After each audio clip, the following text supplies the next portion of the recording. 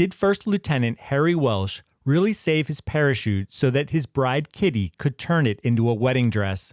If you recall, Harry Welsh was a commissioned officer in Easy Company who was one of Dick Winter's closest friends. In episode 3 of Band of Brothers, titled Quarantine, First Lieutenant Welsh, who is portrayed by actor Rick Warden, is hunkered down monitoring a patrol to ascertain the German troop strength opposite Easy Company's position. They are outside of the rural town of Quarantine in Normandy. Captain Lewis Nixon asks Welsh why he's been lugging around his reserve parachute.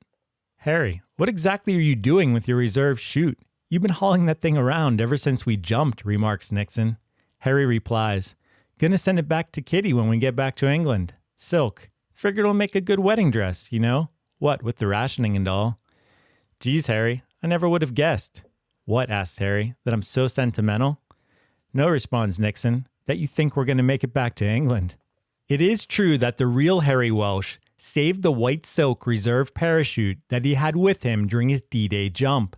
Like in Band of Brothers, he hauled the chute around until he was eventually able to mail it home to his childhood sweetheart, Catherine Grogan, whose nickname was Kitty.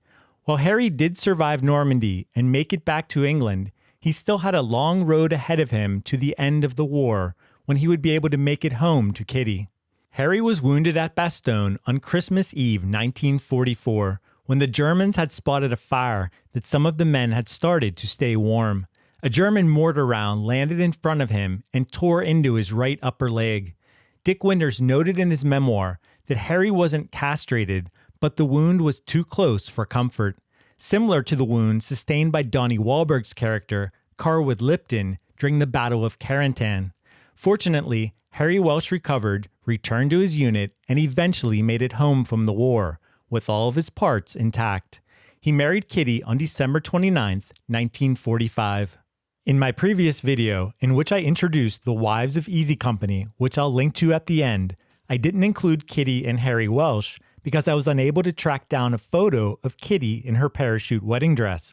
However, after having more time to search, I was finally able to find a wedding photo in an old newspaper, along with a description of Kitty's dress. The unique dress made from Harry's reserve chute was described in the newspaper as follows. The bride wore a white bridal gown fashioned from a parachute used by the bridegroom overseas.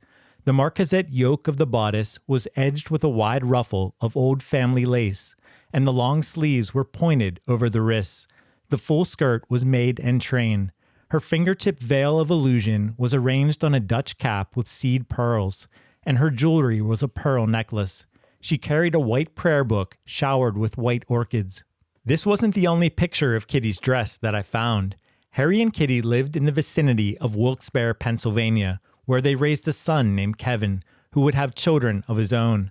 I was recently browsing the Band of Brothers Reddit and discovered an image of Kitty's dress that her granddaughter shared via Instagram with a Reddit user named Country number 5573. This appears to be the only other known image of Kitty's dress. You might be surprised to learn that it was a rather common practice for soldiers, especially paratroopers, to bring home their parachutes, and there are multiple records of chutes being repurposed into wedding dresses. This was done for sentimental reasons, and in part for the reason Harry Welsh mentions in the series, because such materials were scarce and were rationed during the war. Parachutes were made of either silk or nylon, with nylon becoming more common as the war progressed. Both materials were sought after, and there are records of both types of chutes being turned into wedding dresses. For example, this stunning nylon dress is stored in the collections of the Smithsonian National Museum of American History. It was made from the World War II parachute that saved the life of Major Claude Hensinger when the engine of the B-29 bomber he was piloting caught fire and the crew was forced to bail out. After making it to the ground with only minor injuries, Hensinger used the parachute as a pillow and a blanket while he waited to be rescued. After returning home from the war, Claude Hensinger proposed to his girlfriend Ruth in 1947. He offered her the material for a gown. Ruth wanted to turn it into a dress that looked like the one that Vivien Leigh wore in the movie Gone with the Wind. Claude and Ruth married on July 19, 1947. Ruth saved the dress, and it was also worn years later by their daughter and their son's bride.